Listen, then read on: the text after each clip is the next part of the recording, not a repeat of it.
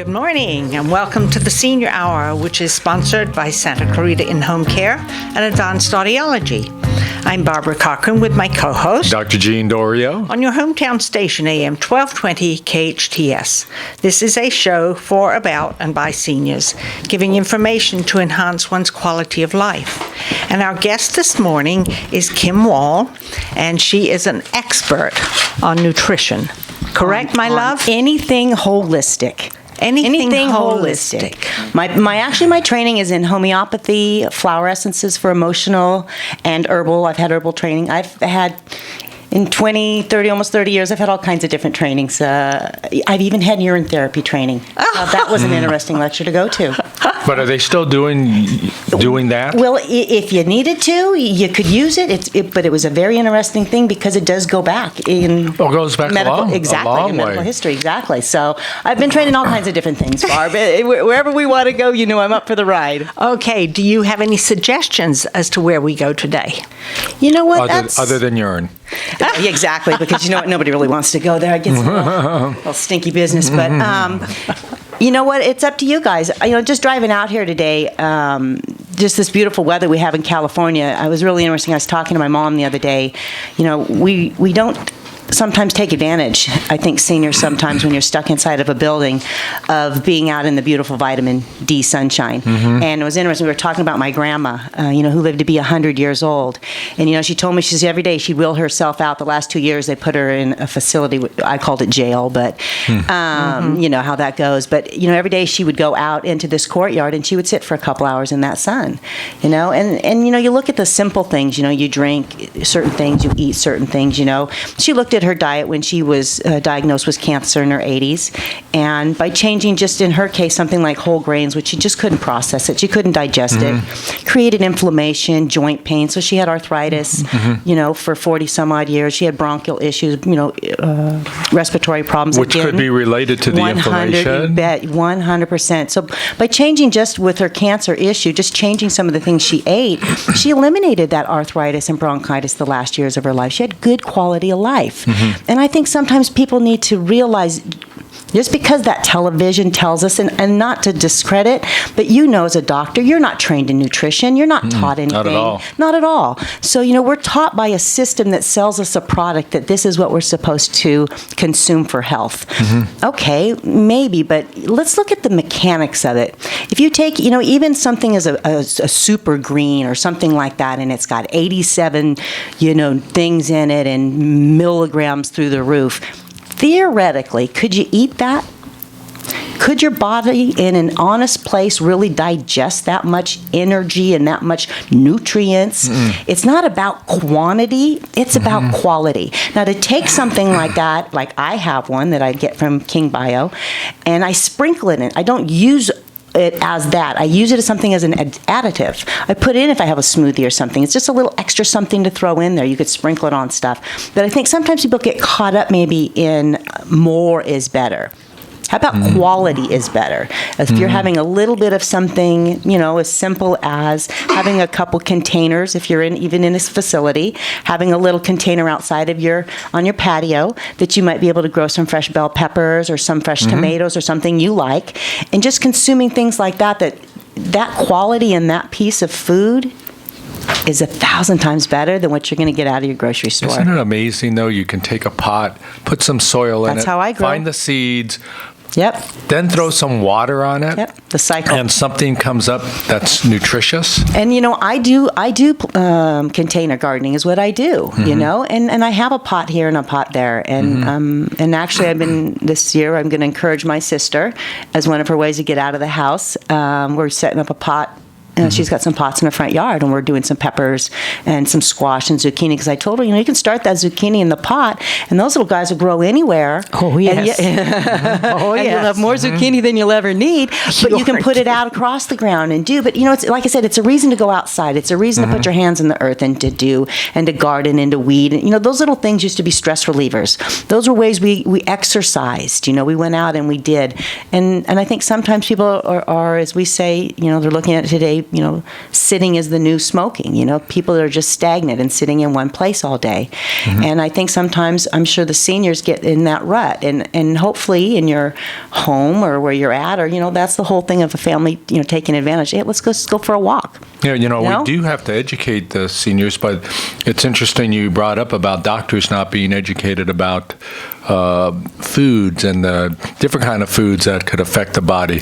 There is one medical school in the United States, I think it's in Colorado, where you have to take a cooking class. I saw that. Yes, I've read that, and that's awesome. Because if you think about it, I know I've had many family members that have had cancer and different health issues, and when I sit back and I listen to, and I've gone to some of these doctors' appointments, and I sit and listen to what these doctors say, or even what they give them in the hospital, when we know that sugar and these things feed bad cells, and yet some of the stuff they're giving them is pure sugar, high fructose corn syrup, genetically modified dead garbage. How can that feed cells? And that's it. We need to go back to that, because it's not that hard. And that's what, again, somebody on a television convinced us that it's hard. It's not that hard to have just a few things that you have in your house, or like you said, that you can grow in your garden. Something as silly as kale.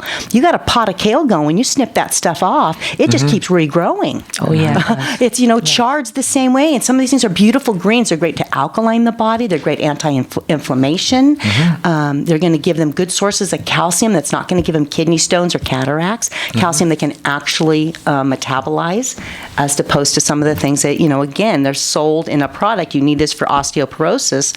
But if it's garbage, then where is that bad calcium and minerals going to deposit as it circulates through your blood? It's going to circulate in the kidneys and have kidney stones or bladder stones or cataracts or bone spurs or things like that. Again, so if we just go back a step and realize, yes, I need vitamin D. Am I going to go sit outside for 20 minutes? No? Well, then I'm maybe going to supplement with, everybody should supplement with vitamin D. Yeah, but period. there's nothing better for you than to sit out in the sun. 100%. And we have it here. Yeah, boy, do we have it here in California today. There's nothing I like better than taking my 2 newspapers, going out on my back patio and sitting in my rocking chair. Yesterday, the birds were so noisy at my house. I just sat there thinking to myself, they're having a field day out there. And what they were doing is they were coming down and sneaking some of my chickens' grain that had fallen on the ground. So they were having a banquet. But to hear that, you would think it was full on spring. Right. Well, I have I have 2 bird feeders in my backyard, and it is just mesmerizing to watch those birds. And peaceful and calming. And some of them get, don't you get in my place. The other one flies off and then comes back again. Life lessons and they do from the bird same feeder. thing. It's amazing. Yeah. Absolutely but amazing. But again, Barb, it's finding joy in that. It's finding something, no matter what that is, that you do. And it can be something, even, looking at it as a senior point of view, and not to be morbid or anything, but enjoying the last chapter of your life. Let's say you have all those pictures, you have all those things.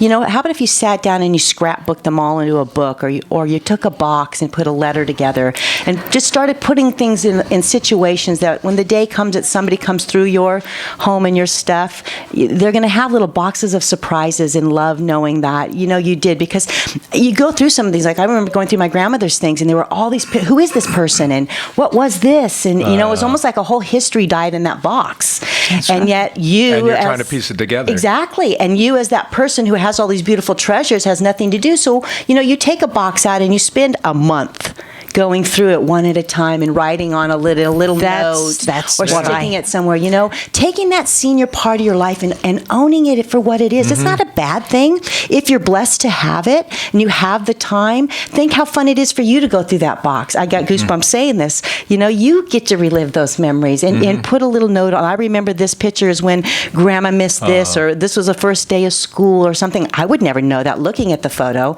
but here I can pass that on forever, because that's, again, one of those things we're losing with our digital age. But seniors have so many of these things, and it shouldn't be about clutter, but maybe go through those things and own them and get ready to distribute them in a way that could be therapeutic and loving. You've inspired me to go through all my junk and put Post-its on it so that Here, the kids you don't like. Here, take this. Well, this is what I did. This ugly sculpture you get. Well, I went through a lot of my photos that my parents gave me, and I found one of me in England. It was during the Second World War, the great big shelter in our backyard where you had to go down inside. And before they did away with it. Look at the history But in my that. parents didn't want to take it down. And of course, we had gardens all over the place, lettuce, you name it, chicken coops. I was the one who had to clean out the chicken coop every single morning. But I have a picture of that shelter and my blue Persian cat walking right in front of it. That was my very first And to show kitty. that picture to your grandkids and say, Oh, I do you know what have. this is? I have done that. And for them to understand a piece of that history. I know when my grandfather would have turned 100. He passed away when I was only 6 weeks old. Got some longevity on your side. Oh, we really do. Well, he passed away, interesting. He was involved in going and rebuilding the buildings. They were testing the nuclear bombs, so he died of radiation poison is when he Yikes. died. Oh, Yeah. my goodness. But looking at that, like I said, looking at that longevity of that, we want to embrace what the body gives us and not poo-poo it. But here's a piece of history that, like my grandfather, to hear he lived the way he lived and this way he struggled, and he lived, in ways that I couldn't have imagined. And what he did by going to do this so he could get money to buy his family a home and these things. And it was really interesting. My uncle had the information and was like, I just couldn't get enough of it. And I wish we always wish we could go back and really, plug my grandma when I was younger for that info. Tell me these stories. Let me take this and write it down. Because like I said, there's such that history, but that's what makes life interesting. We don't want to, we used to have the cycle of life that parent would come back into the home.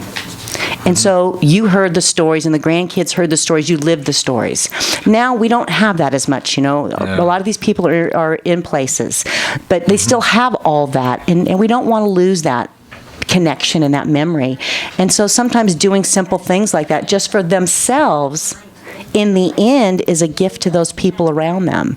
And it's all that. I mean, it's about taking care of ourselves and having a positive attitude and, finding the silver lining or the joy in cleaning the chicken coop. I get that. I do that too. About every 3 days I do mine because my girls get to free range. But you know what? Like I said, you put joy into it. And you know what? I love it because, man, I eat some really good eggs. Well, that's interesting because in England back then, you got 1 egg a week. That was it. 1 egg a week per person. I got 4 girls. I That's get 4 all. a day. Yeah. And Good. it's about, and the reason I did it is I have had chickens at my house that I live at in Sylmar. I have a half acre. I've had chickens the whole 30 years that I've lived there because of my kids. My kids had good eggs that I didn't have to worry about. And I had lost my last chicken. Well, then my daughter, I have a granddaughter, 3 years old, and my last chicken had quit laying, so I was actually going to the farmer's market and buying my eggs again, and I thought, this is silly, so I went and got me some new girls this last fall, and by gosh, they started laying right away. But again, that is something that I consume. I grow greens in my garden. Yeah, I would love to be able to, go to a local butcher shop and know where my food has come from. I would love that, and I would support that, and I do. I support the butcher shop over in Canyon Country, Bob's Meat, because of that. We don't want to lose those kind of companies in our communities because they're close to the earth and what they're bringing us for food. It's not traveled from Japan being processed or here or there. It's come hopefully within a few, 100 miles as opposed to 100,000 miles. Traveling hours. If I see something from China or whatever, I don't know. Fish. Stay away. Like again, it's not about quantity; it's about quality. And if I'm going to pay for that little piece of good protein, that protein that I'm going to eat, that piece of fish or chicken, is going to feed my cells protein, so my cells can rejuvenate themselves and heal themselves. So if I put a piece of protein in that's filled with antibiotics and chemicals and garbage, what am I feeding my cells? I can't expect my cells to feel good if that's what I'm eating. And in that case, you're better off not eating that at all. That's very true. Because it's not a high quality of anything other than a poison, and we know. And you don't know where it's coming from. When you plant it yourself, you know where it's coming from. Big difference. And I wonder if the quality of the meats that we have, that for sure, a lot of women go what do you call it? Vegan. Mm-hmm. They don't eat meat, and that could be a good reason why. And that is a choice, and I respect that, and I think a lot of blood types can support that. Again, if that's a looking at the body mechanically speaking, you still have to consume good digestible protein. Because if you don't, you're going to see in your later years of life people that need a pacemaker because the heart rhythm isn't working right. Why? The heart's a muscle. And we know if, as athletes, if you work out and you don't do protein, you're going to have weak muscles. Your body's not going to recuperate the way it needs to. So if you, over a lifetime, starve your body of protein, which a lot of seniors do, so you get the withering of the muscles, you get the hanging of the skin, you see that. I mean, yes, the body's going to change, sure, but if the protein's not there to support the muscle mass, and what's the most important muscles, our heart, then we're going to see that later in life. You're going to see things where the heart isn't working the way it's supposed to, because it's just like everything else. Use it or lose it, but it has a job it does every single day, whether we think about it or not. That's right, and we don't think about it. And we just assume it's going. And okay. What do you? And I used to tell people, when they would come to me for consultations, sit down for a week, a month, just write down, what do you eat? How much protein do you eat? Where can you put protein in? I put organic hemp seed hearts. I have them. I put them in everything. A couple scoops of that, you're adding 10, 15 grams of protein to your salad. Well, then that's a meal. That's something my body can sustain. If I'm eating just a salad or roughage or carbs, there's nothing there protein-wise to fuel my motor. I got sugar. I got something to get me going, but I don't have something to sustain the body long-term. That's where we look at the quality of health as seniors. Do you have that muscle ability to just do the, I'm sorry to say, you go back and look at the generations, what did they do? They sat out in the garden, they plowed, they washed, they hands, they need, they worked their butts off. They did. And you know what? They had the muscle sustained, their back, their posture, their knees, all that was there. We don't see that as much with people today. Not at all. But let's get a little bit specific, Kim. Let's talk about with our seniors. One of the things that they do is they live their life. They're functionally and conditionally, physically slowing down, but also their mind and their brain is being affected also. Sure. And with that comes depression. Sure. What is it that you can offer our listening seniors right now? What kind of foods are prime to help them with depression? Well, and the easiest thing with that is the good fats. Because again, we've been misprogrammed as a society that fat is bad for us. But our brain needs it. Is made of fat. It's how the conductors in there work. So if we starve the body and then we do put in fat, it's hydrogenated, sticky, bad fat. It doesn't conduct electricity the same way. Same thing with trace minerals in our water and food. It helps everything conduct it. Our body is electrical. It helps those things work. So you're right. And it can be as easy as, let's go back to that salad, okay? You've got that salad and you have, and this is how I do some of those things. You look at what, you'll eat and how you eat. I have in the refrigerator, I have a big bottle of hemp oil.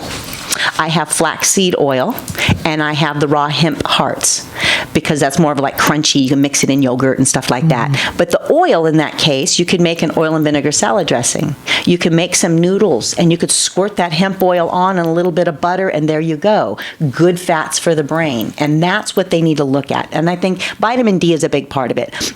Everybody should do vitamin D, again, on some level, be it, liquid drops, through your doctor, whatever. Everybody should do vitamin D. I have liquid drops. Yeah, everybody needs to get up into a high D level because that's critical. But a big part of it is just doing some good fat in there. And they've been so scared off with fat and salt, and all these things are so bad for you. That is craziness. What's bad is the hydrogenated fats are bad, and the sodium they're cooking and putting in your food is bad. But if you take Himalayan pink salt or raw salt, it has trace mineral. That's why it's colored. It has trace minerals in it. It's good. It helps the body. It's got lots of negatively charged things. It goes into the body through our water, filters through our cells, because we know the body's 70% water, and all these negative things grab onto the positive charged garbage and allow the kidneys in the body to eliminate.